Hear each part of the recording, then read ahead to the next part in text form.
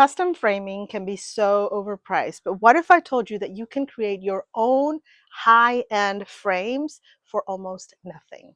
Today, I'm going to show you several different dupes that you can create using budget materials, thrifted finds, and a little creativity. Whenever I start a DIY project, especially if I'm trying to dupe something, I always start by exploring. I go out, look around, and study how things are made. For this one, I visited frame shops, antique stores, restaurants, anywhere where I could find beautiful frames to get ideas and to figure out what gives them that unique and personalized custom vibe. Oh, look, they put these on top. I've had lots of experience framing my own art over the years, as well as paying to have it framed professionally. Recently, I got quotes, and every custom piece was quoted at around 250 or more. We're going to look at sentimental artwork, oil canvas, pieces that are unique, and art that is odd sized, which typically means that it's more expensive to custom frame. My goal is that you feel empowered to frame your own art, save lots of money, and feel proud that you could do it. This is a beautiful painting my friend got me from our trip to Santorini. It's been in my attic all this time and I'm finally getting to it. You can get these stretched and wrapped as a canvas for around $75 to $100. This isn't horribly expensive, but because I had so many art pieces to frame, I decided to do it all myself. I found this canvas at Hobby Lobby for $6.99 and I decided to go for it. I was so surprised to learn how easy it is to frame if it is a standard size. So that is something that you can take note of if you ever are purchasing a piece.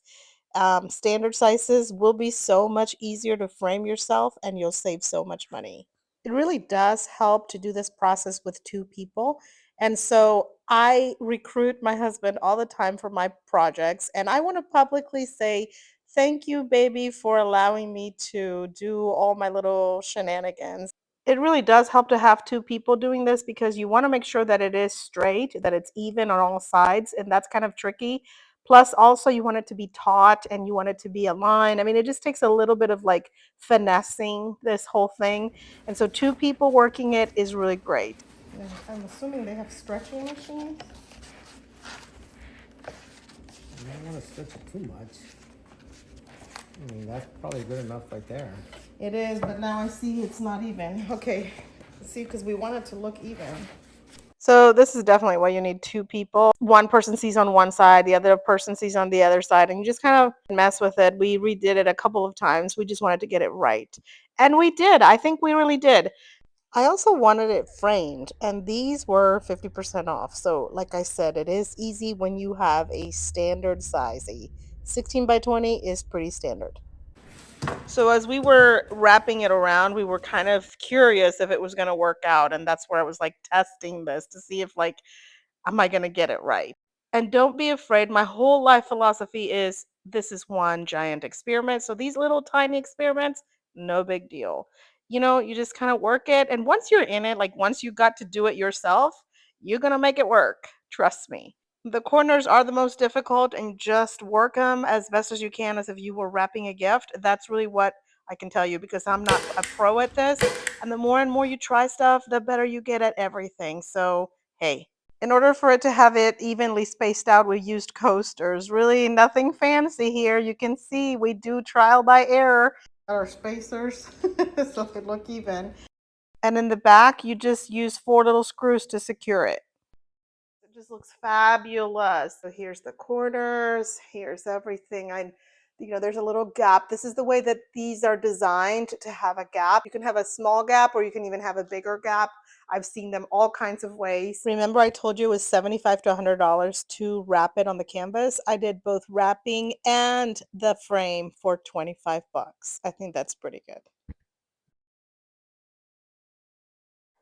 Take a look at this art. This is from Persia. So this is a tree of life, and this is embroidered with silver. This is velvet. It's very beautiful with different stones, and I love the artwork, the intricacy, everything.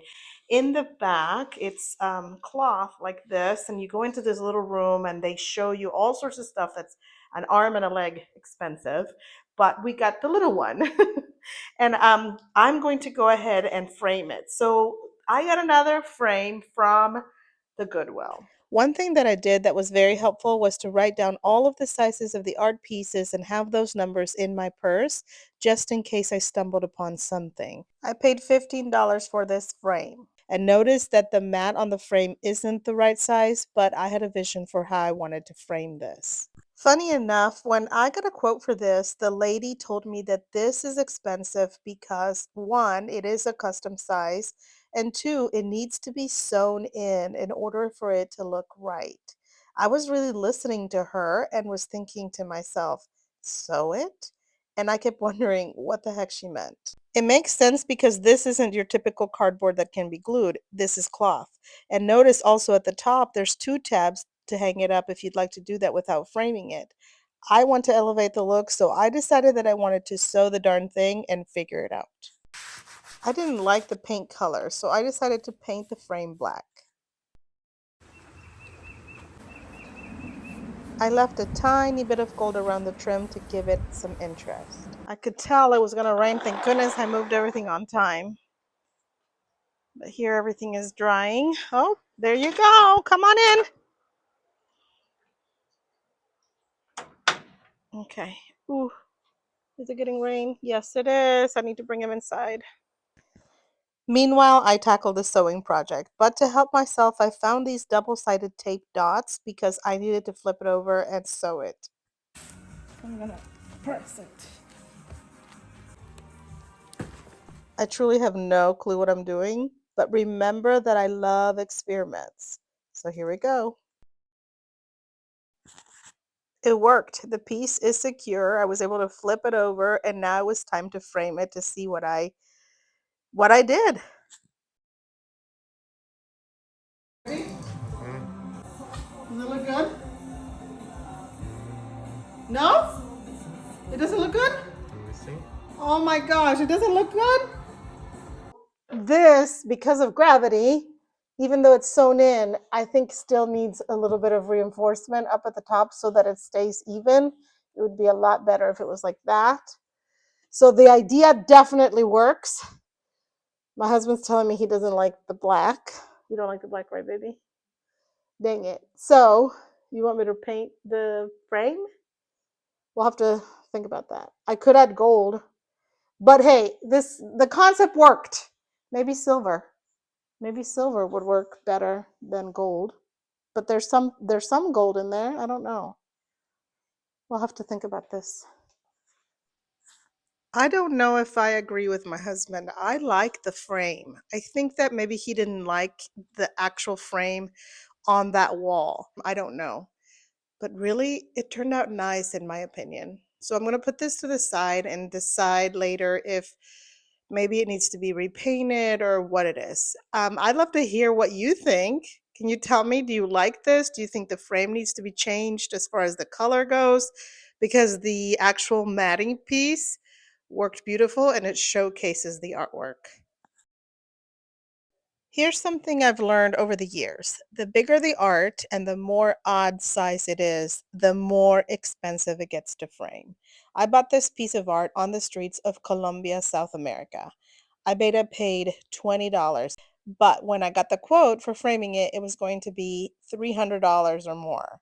And that makes no sense to me. I had this in the attic forever because of that. So here's a hack for you. If you have odd sizes, go to a thrift store and buy a frame big enough for it, and then go to the framing store and purchase a custom mat. I'm sitting here in the parking lot of the Goodwill, so let's go in and see what we find.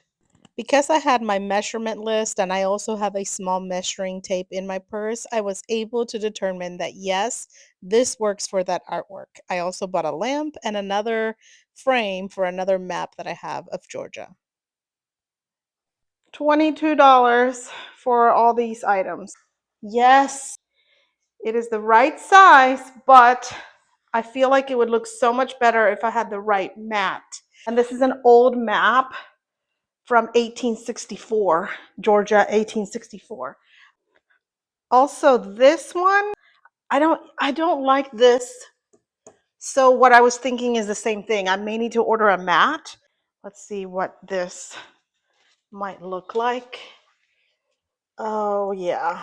I took it apart so that I could take the backing and the artwork to Hobby Lobby and order a custom mat. I do love their customer service, particularly in the framing department. They are awesome at measuring and even help you visualize.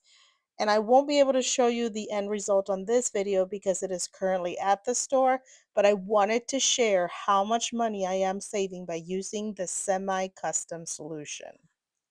This frame was $4.99, the larger frame was $9.99, and the lamp was $6.99.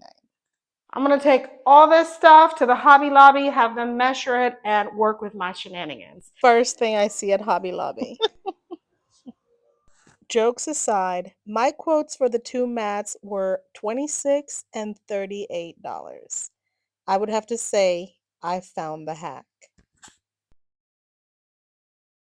My husband's grandfather painted this. This means a lot to us, but because it is very old, it had lots of imperfections around the edges. It was also painted on a piece of particle board, but lo and behold, it is a 16 by 20, which is a standard size. I was originally going to cover the imperfections with a frame, but my husband said no. He liked it to be displayed as is, so I did get permission to fix the really rough edges. I've been fixing the edges here because it was really bad. That's why I was originally trying to cover it, but I did my very best. I'm a tiny bit artistic, so I did my very best at fixing some of these. Because the board was really thin, we mounted it with glue onto a canvas frame and then mounted all of that into another frame, just like the one you saw earlier in the video of the Santorini painting. And this is what it looks like. Isn't it beautiful? I would love to know if you have liked any of these ideas and if you can see yourself doing any one of them in the future. Like maybe you've got an art piece that you have been waiting until like something popped in your head. And if I happen to be part of that idea, oh my gosh, that would be such a compliment. Let me know that in the comments below. This next one is a portrait of my mother. She doesn't love this, but I do. She's gorgeous, and I want my future generations to know how beautiful she is. The frame and portrait are pretty mangled. I'm going to look at this with more detail later because I'd like to redo the red velvet mat as well. Maybe I'll seek a restoration specialist, but meanwhile, I was able to create the perfect frame for it. I had a large frame where the glass broke off, and instead of trashing it, I cut it to size and fit the portrait, and it sits perfectly in there. It took a little math, but I was able to do it. A fresh coat of paint, and then it really sits in there beautifully. I mean, the mat isn't perfect. I don't know if just to keep it as is or to take it to get fixed, but maybe I can do that later. Here's a large oil canvas that we commissioned someone to make. I think adding a simple rustic frame that you can easily make yourself with straight edges adds some interest. This is beginner level, 90-degree cutting. You can even do this with a handsaw. I have a miter saw, so why would I use a handsaw? But you can do that. There's no angles here, no hard math. I bought 4 pieces of wood for $1 each at my local hardware store. Many hardware stores have a section for leftovers. After I cut, I sanded and then I stained them. This can be attached with nails or screws, and if you want to get fancy, you can even use a Craig jig. I ran out of time to do this to show you exactly what it looks like put together and hung, but you can get the gist. Here's a piece just like it so that you can see what I mean. My friend gifted me this and she bought it from Etsy, and I noticed this was made with tiny little nails. Do you see those right there? So it's the same concept. You do not have to overcomplicate this. Just make it really easy. Put it in there with nails and you got this. Behind me is a very expensive, okay, this is crooked. Don't mind all that. But this is a very expensive custom frame that I got my very first ever auction that I went to on a cruise. And I also had a memorable cruise moment, right, with some friends. So I want to say this is an expensive piece, the artwork and the framing. but I love my other pieces just as much, even if they're not as expensive, or even if I was able to DIY the whole frame situation. I put just as much love into what I did as how this brings me joy, because ultimately that's what it's all about in life, creating joy for ourselves, creating memories, and bringing something to life, whether we spend a bigger buck or whether we really thrifted it out. It does not matter. You can always create bliss at home and in your life.